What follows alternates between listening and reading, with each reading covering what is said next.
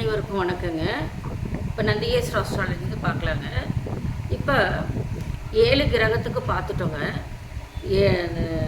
ஒவ்வொரு அதிபதியும் இப்போ என்ன செய்வாருன்னு இப்போ ராகு கேதுவும் தனித்தனியாக சொல்கிறேங்க. இப்போ ஃபஸ்ட்டு ராகுக்கு சொல்கிறேங்க.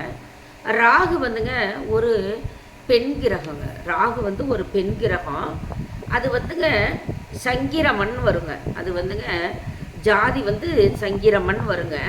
ராகுக்கு வந்துங்க கோமேதக கல் வந்துங்க அதிர்ஷ்ட கல்லாக வச்சுக்குவாங்க. ராகுக்கு வந்துங்க ஆடுங்க. அங்கே வாகனம் வந்து ஆடுங்க. ராகுக்கு நெடியவராக இருப்பாருங்க. ராகு பத்திரகாளிங்க. இதற்கு வந்துங்க கிரக தேவதை பார்த்திங்கன்னா பத்திரகாளிங்க. ராகு வந்து ஒரு அசுபர் தாங்க. ராகுக்கு வந்து உளுந்து வச்சு படைக்கலாம். உளுந்து மாலை போடலாங்க. புளிப்பு சுவை உடையதுங்க ராகு. பித்தம்ங்க.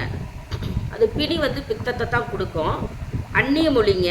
ராகுக்கு கருப்பு வண்ணங்க. கிரகம் வந்து கருப்புங்க. கருங்கல்லுங்க. உலோகம் வந்து கருங்கல். ராகு கிரக நிறம் வந்து கருப்பு தானுங்க. திருநாகேஸ்வரங்க. ராகுக்கு மந்தாரை பூங்க. மந்தாரை பூவு. ராகுக்கு அருகுங்க. அருகு வச்சு படைக்கலாங்க. ராகுக்கு திக்கு பார்த்திங்கன்னா தென்மேற்குங்க.